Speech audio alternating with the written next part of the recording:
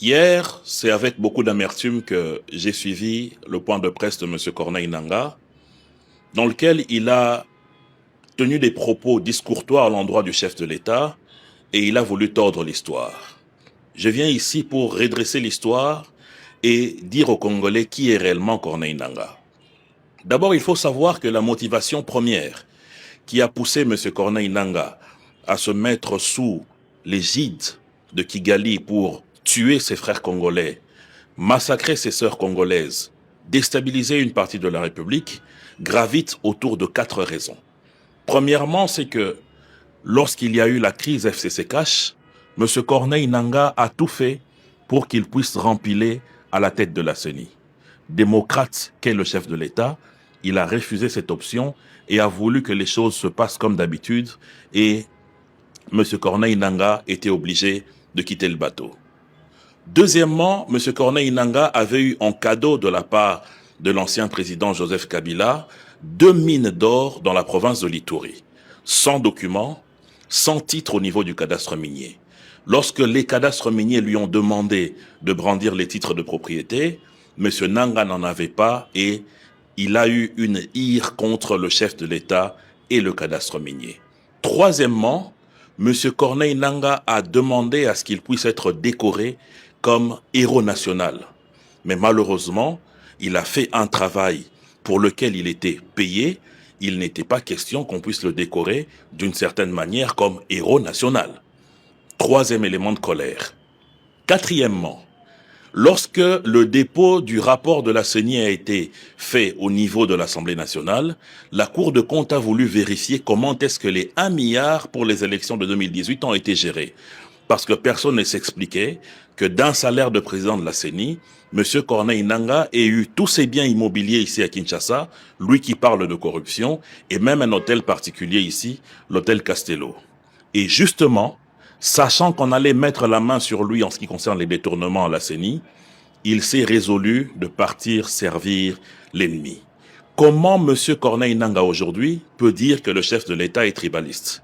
Donc, pour M. Corneille Nangaa, les Luba, les Kassaïens n'ont pas le droit de travailler en République démocratique du Congo. Parce que pour lui, chaque nomination d'un Luba ou d'un Kassaïen est un acte de tribalisme.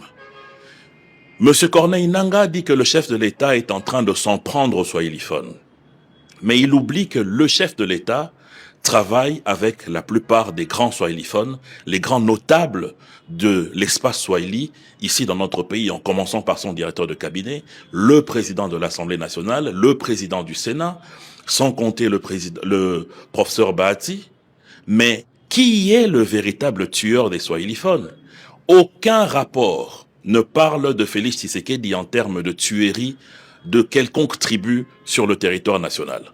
Mais tous les rapports internationaux et nationaux dégagent des nombres affreux des morts swahiliphones tués par M. Corneille Nangaa.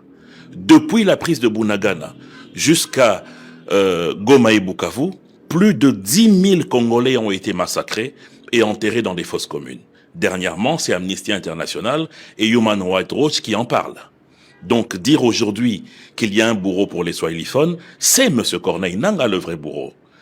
Il ose même faire appel à la Bible pour dire qu'il faille considérer les autorités du pays comme des Jonas. Mais celui, le Judas, qui pour des pièces d'argent a accepté de trahir le Congo, M. Corneille Nangaa aujourd'hui ne peut pas oser parler du Congo parce que c'est lui qui est le ver dans le fruit.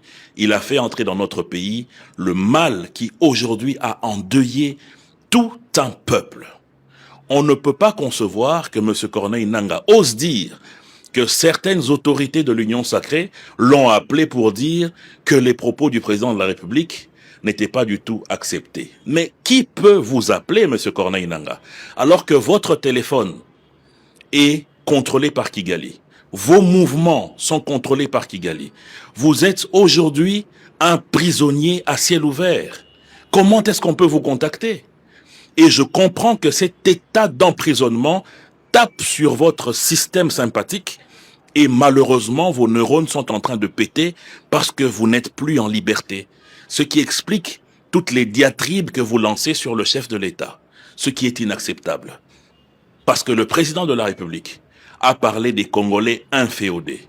D'où vient cette réaction qui vient de vous? Donc vous êtes réellement ce Congolais inféodé-là. Comment est-ce que vous obligez un gouvernement d'accepter un schéma de M. Thabo Mbeki alors qu'il y a un schéma ouvert à Doha? C'était un piège pour finalement ensuite dire voilà que le gouvernement congolais n'a pas confiance aux États-Unis, n'a pas confiance aux Qataris et veut aller finalement en Afrique du Sud. On a compris tout ça. Le gouvernement n'est pas dupe.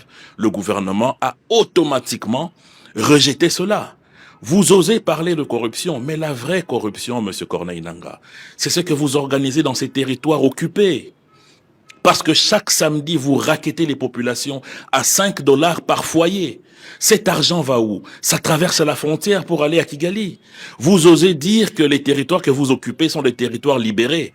Mais oui, vous avez raison, M. Nangaa. Ces territoires sont libérés, mais libérés des populations que vous avez tuées. C'est une épuration ethnique, sociétale que vous êtes en train de faire chaque jour en tuant les Congolais parce que vous voulez un remplacement total.